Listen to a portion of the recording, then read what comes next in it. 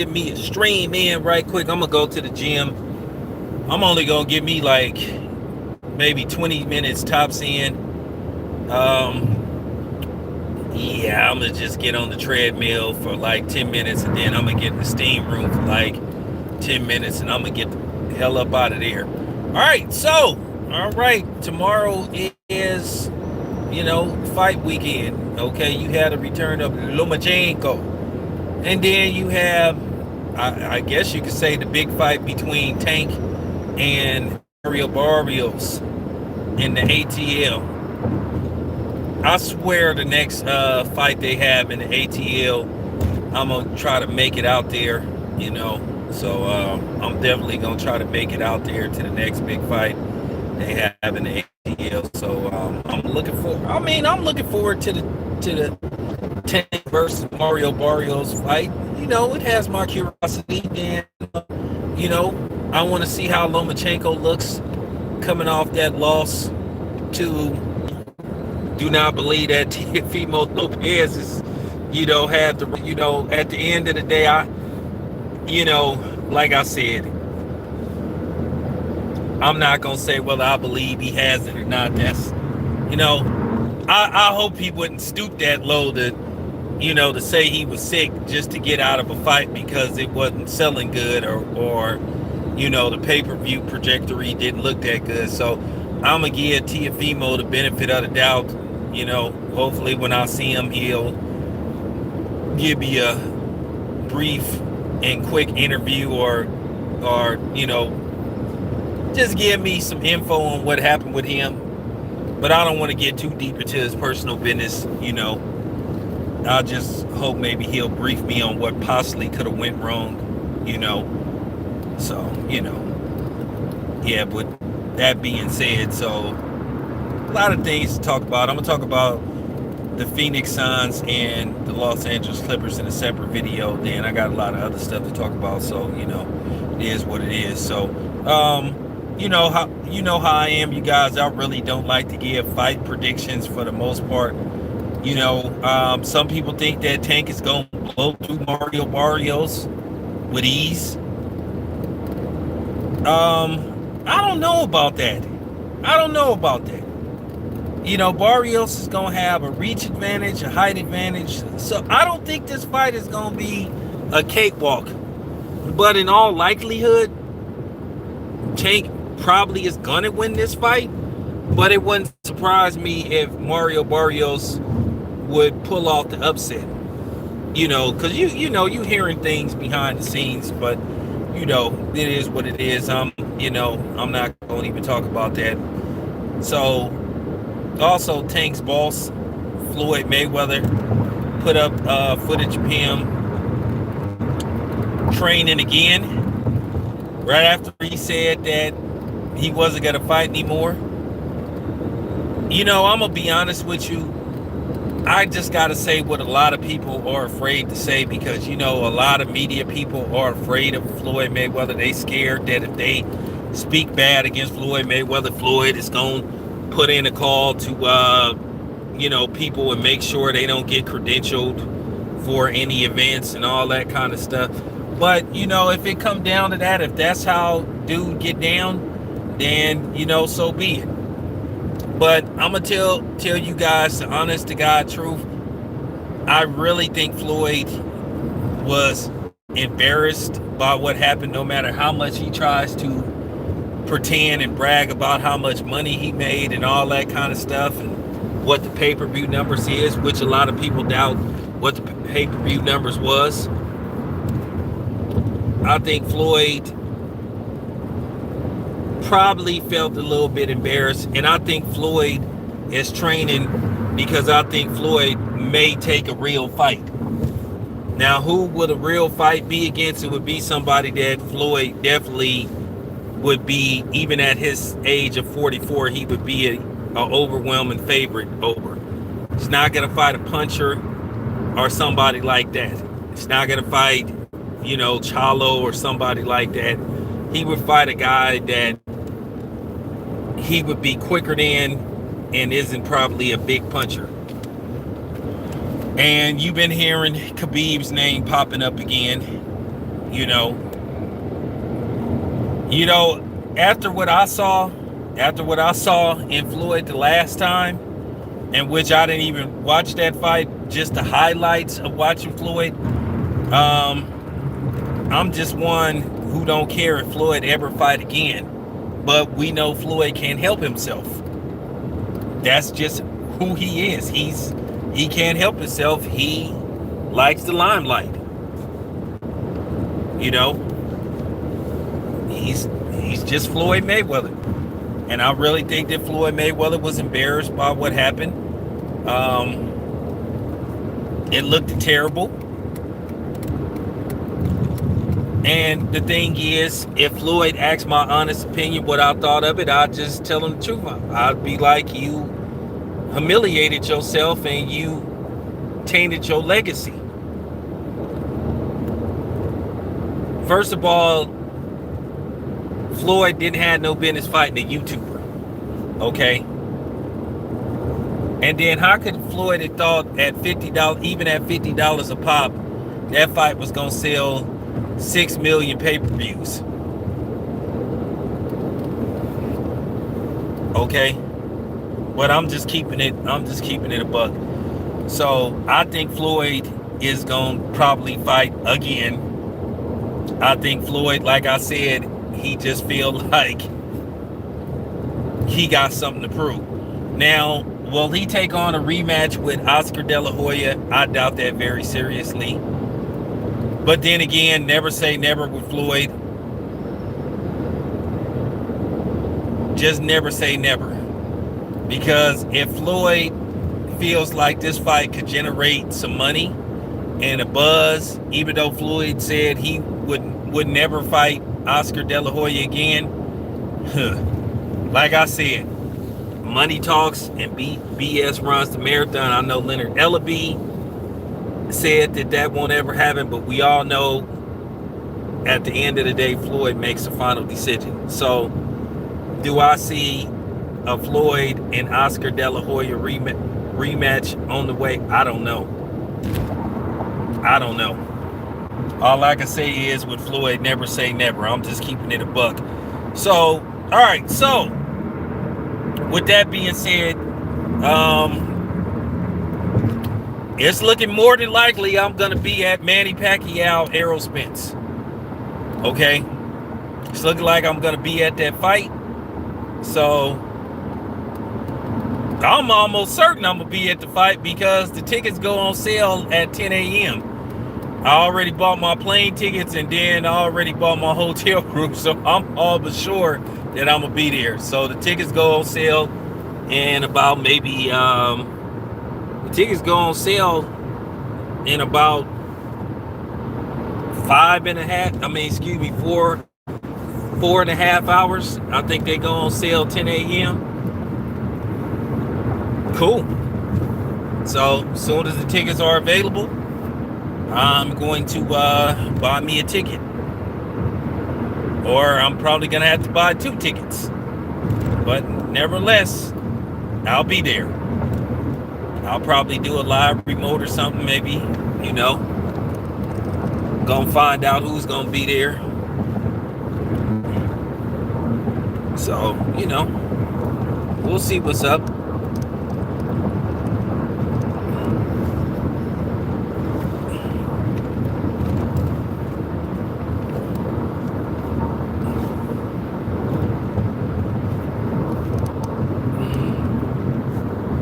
Yeah, so, yeah, we'll see what's up with that.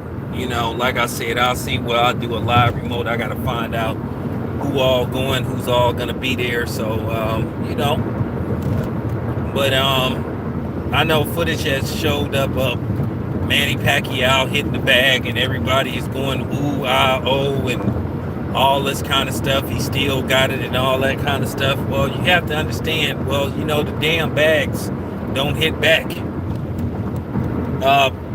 You know, anybody could look good hitting the bags for the most part. So, I mean, you know, after all, Manny been doing this for a while.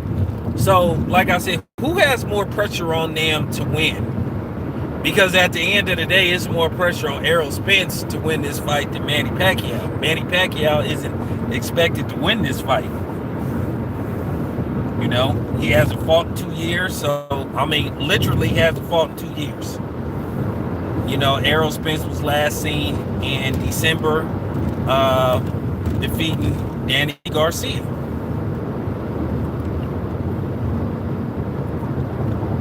So we'll see how this plays out. But I'm definitely gonna be there. I hate the fact that this fight is at the T-Mobile Arena.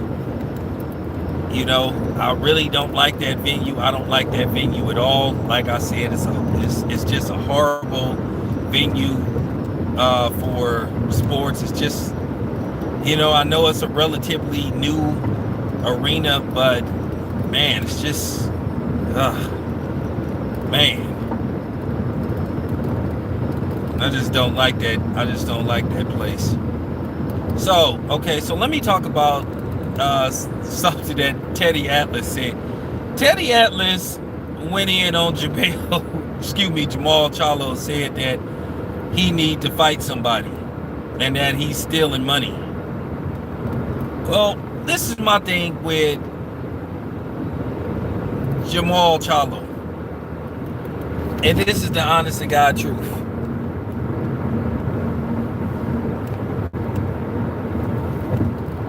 I'm just looking at his resume and I'm looking at other people's resume, and if you got to be completely honest, Jamal hasn't really did much at 160, and that's just the honest to God truth. He doesn't have an impressive resume since he's been at 160 for whatever reason. You know, no Canelo, no Triple G, no Demetrius Andrade, no Daniel Jacobs at the time. Daniel Jacobs. So he hasn't really done much. And his best win at 160 is against Ryachenko, who already had lost to Daniel Jacobs and Triple G, even though most people thought that he won the Triple G fight. So I'm just keeping it 100. Because, you know, at the end of the day, people love to dissect other people's resume and say this person hasn't fought anybody at this particular weight class and all this kind of stuff. So, you know, you just have to be honest. Jamal hasn't done very much at 160. Now, his brother, on the other hand, he one belt away from becoming undisputed, which that fight is going to take place very soon. Castano, that fight is going to take place very soon, and that's for undisputed. That'll be good for him if Jamel, whether you like the guy or not, no matter what you think of him, if he can pull this off and become undisputed, then that says a lot about him. I think him being undisputed at 154, you got to at least make an argument, and you got to at least consider elevating him top 5 pound for pound. You have to. Like I said, whether you like him or not. You know, and I'm not gonna keep it.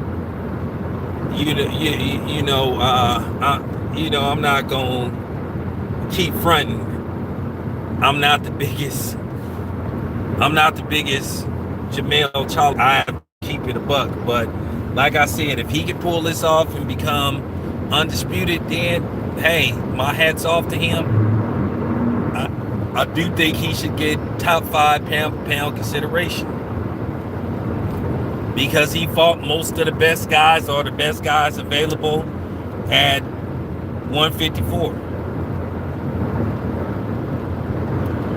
Now, like I said, when you listen to him talk, sometimes you want to just walk away from him. But, you know, besides that, like I said, if he can win that undisputed, man, says a lot about him. Like I said, his brother, on the other hand, you got to keep it a buck. His brother hasn't done much at 160. Then he says he's not going up to 168 anytime soon. And see, that's what I'm saying. 1 minute he'll say he's thinking about going up there. Then when you ask him, he'll say, "Oh, well, I'm not going up to one." So it's just like, but you kind of was hinting that you was the one that was considering going up to 168. Only thing is, if he goes up to 168, David Benavidez is waiting for him, and that's the dang problem. And he doesn't seem too interested in fighting David Benavidez, who has a fight coming up with Jose Uzcategui. I think that'll be an interesting fight, but I have David Benavidez winning that fight. I wouldn't be surprised if David Benavidez stops him, but I think it'll be a good fight. I think it'll be a real good fight, and I think it'll be another good test for David Benavidez to see, where he is as a fighter, because I think if David Benavidez can win that fight impressively, once again his name is going to start being attached to Canelo, and then possibly the winner of Canelo-Caleb Plant, even though Canelo and Caleb Plant isn't official, but it's looking like that fight is going to jump off September the 11th. Looking like more than likely in Las Vegas.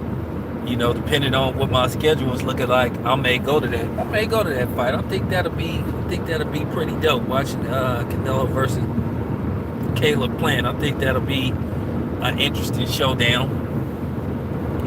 At the end of the day, you have to probably make Canelo the consensus favorite to win that fight. But anything can happen. You never know. You never know. You never know. Now, I am going to be keeping an eye on the Lomachenko fight. The problem is, like I said, I guess I'm going to have to run my computer and then the cable at the same time, since they decided to put the Lomachenko fight on the same day as Tank and Mario Barr. I wish they wouldn't do that, man. I just wish they would just fix it to where you could just focus on one particular fight. Like, they can't push one fight back a week or something. You just be like, man, are you kidding me? But nevertheless, I'm looking forward to that fight if it goes down. Once again, I've been hearing some stuff, behind the scenes, about that particular fight. Right now they just currently in negotiations. That's pretty much it. All right, you guys, thanks for tapping in. Let me do this quick workout. It's your boy Town Biz. I'm out.